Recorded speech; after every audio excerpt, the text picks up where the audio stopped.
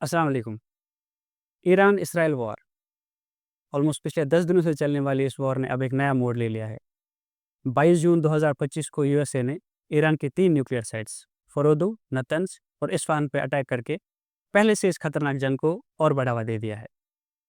तो अब इन missile attacks के बीच, बॉम्बिंग्स के बीच और टेंस सिचुएशन के बीच क्या ये जंग एक रीजनल वॉर में कन्वर्ट होने जा रही है या अभी भी पीस का या डायलॉग का कोई रास्ता बचता है? तो आज इंशाल्लाह इस वीडियो में हम इसी बारे में बात करेंगे। वीडियो में आगे बढ़ने से पहले अगर आपने पेज को फॉलो नहीं किया तो फॉलो कीजिए, चैनल को सब्सक्राइब नहीं किया तो प्लीज़ सब्सक्राइब कीजिए।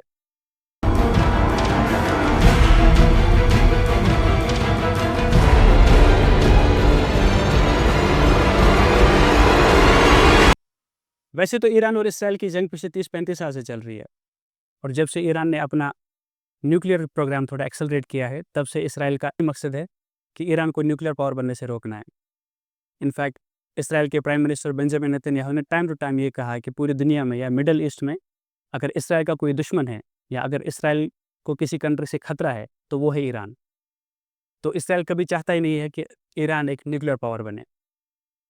लेकिन अभी तक ये जंग जो थी सिर्फ बातों से हो रही थी।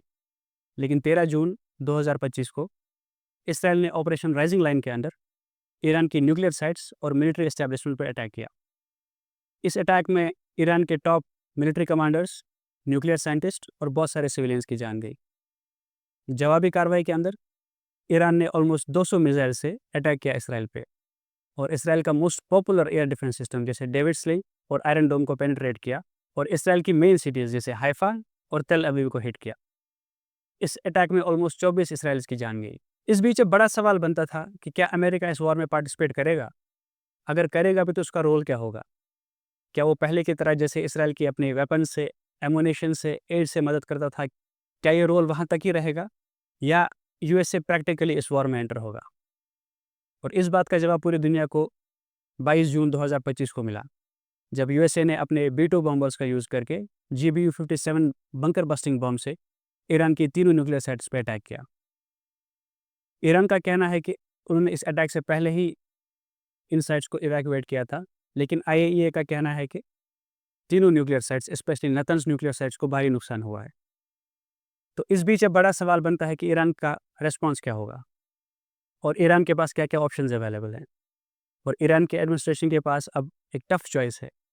उनको कुछ डिसीजंस लेने पड़ेंगे जो ईरान की एज अ कंट्री का और ईरान के न्यूक्लियर प्रोग्राम का फ्यूचर डिसाइड करेंगे। तो थोड़ा ब्रेक डाउन करते हैं कि ईरान के पास कौन-कौन से ऑप्शंस बचते हैं। सबसे पहले तो मोस्ट ऑब्वियस है मिलिट्री रिटेलिएशन, यानी इस ईरान जो करता आ रहा है, इसराइल पे अटैक करता आ रहा है, वो कंटिन्यू करेगा और यूएसए से बदला लेने के लिए मिडल ईस्ट में यूएसए की जो आर्मी बेसेस हैं उन पे अटैक कर सकता है, जिनमें प्रोमिनेंट है इराक में, कतार में और बहरीन में यूएसए की मिलिट्री बेसेस। और दूसरी चीज़ ईरान कर सकता है कि जो ईरान के कुछ एनालिस्ट ने भी कहा है कि स्ट्रेट ऑफ हॉर्मुज़ को क्लोज़ कर सकते हैं। ये वो रास्ता है जहाँ से दुनिया का 30% ऑयल सप्लाई होता है वर्ल्ड को, और इस स्ट्रेट को बंद करने से दुनिया में पेट्रोल की कीमतें बढ़ सकती हैं, गैस की कीमतें बढ़ सकती हैं। तो ये एक ऑप्शन है। दूसरा है ईरान अपनी प्रॉक्सीज़ को एक्टिवेट कर सकता है, यानी वो ग्रुप्स जो इनडायरेक्टली या डायरेक्टली ईरान को सपोर्ट करते हैं, जिसमें यमन में हूथीज़ हैं और लेबनान में हिज़्बुल्लाह। लेकिन लेबनान में रिसेंटली जो इसराइल और लेबनान का वार था, उसमें कुछ टाइम पहले ही सीज़ फायर हुआ है और सीज़ फायर के बाद भी इसराइल अटैक करता रहा लेबनान पे। वो देख के शायद मुश्किल ही है कि हिज़्बुल्लाह इस टाइम पे उस कंडीशन में है कि वो ईरान का इस जंग में साथ दे। यमन के लीडर्स ने अमेरिका के इस अटैक को पहले से ही डिक्लेरेशन ऑफ वॉर करार दिया है और उन्होंने अपना फुल सपोर्ट दिया है ईरान को, और इनफैक्ट उन्होंने ये भी कहा है कि हम अपनी शिप्स के साथ, अपनी मिसाइल्स के साथ रेडी है अमेरिका की बेसिस पे अटैक करने के लिए और इसराइल पे अटैक करने के लिए।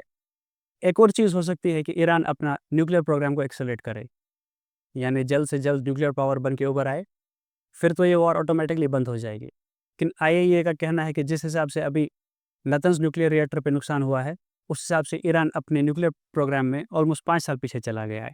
यानी ईरान को अगर अब न्यूक्लियर पावर बनना है तो अगले 5 सालों में शायद ही ये मुमकिन हो सकता है। फिर एक रास्ता बचता है डायलॉग का, यानी नेगोशिएशंस का।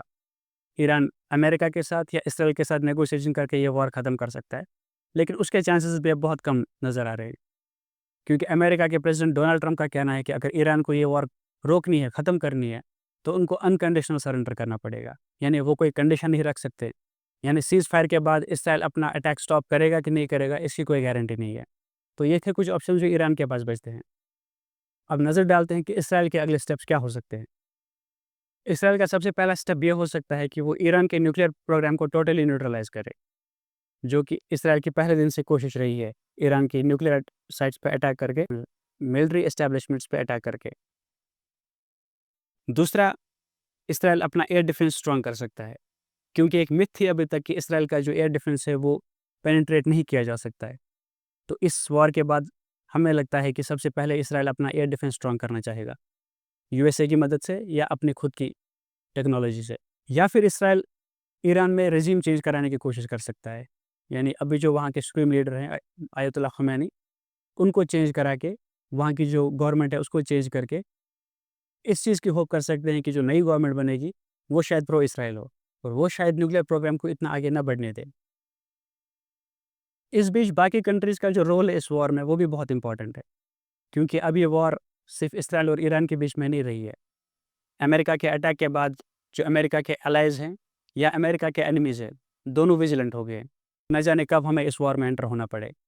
इनफैक्ट डोनाल्ड ट्रंप को तो अपनी कंट्री में ही अपोजिशन हो रहा है। वहाँ के लोगों का कहना है कि इराक और अफ़गानिस्तान के बाद शायद अमेरिका को एक और वॉर में अनविलिंगली धकेला जा रहा है। यूरोपियन जो कंट्रीज़ है उनका बार-बार इस बात पे स्ट्रेस रहा है कि ईरान और इसराइल को नेगोशिएशंस करनी चाहिए। G7 कंट्रीज़ का भी सेम कहना है कि नेगोशिएशंस या बात करके इस वॉर को ख़त्म किया जाए। इवन कि टर्की जैसी कंट्रीज़ ने मीडिएटर बनने की भी कोशिश की है कि दोनों कंट्रीज़ के बीच में बातचीत हो जाए और ये वॉर ख़त्म हो जाए। मीनवाइल ऑयल प्राइसेस अभी से हाई करने लगी हैं और अगर ईरान सच में स्ट्रेट ऑफ हॉर्मुज़ को क्लोज़ करता है तो ये सिचुएशन और वर्स हो सकती है। चाइना और रशिया जैसी कंट्रीज़ शायद ईरान की हेल्प करे वेपन से और एमुनेशन से, और यूएसए की एलाइज़ जो है मिडल ईस्ट में जैसे सऊदी अरेबिया और यूएई, इनके बारे में भी अभी कुछ नहीं कहा जा सकता है कि इनका सपोर्ट किसकी तरफ जाएगा। तो ये सिनेरियो देख के ये लग रहा है कि शायद ये वॉर जो है आने वाले टाइम में एक रीजनल वॉर में कन्वर्ट होने जा रही है, और जिसमें सिर्फ ईरान और इसराइल ही नहीं बल्कि बहुत सारी कंट्रीज़ भी पार्टिसिपेट कर सकती हैं। हम होप करते हैं कि आने वाला टाइम अच्छा हो और आने वाला टाइम पीस लेके आए। तो ये था अभी तक का सिनेरियो। आपके इस वॉर पे क्या व्यूज़ है, क्या आइडियाज़ हैं? प्लीज़ कमेंट बॉक्स में बताइएगा। इंशाल्लाह मिलते हैं अपने नेक्स्ट वीडियो में, तब तक के लिए अल्लाह हाफ़िज़।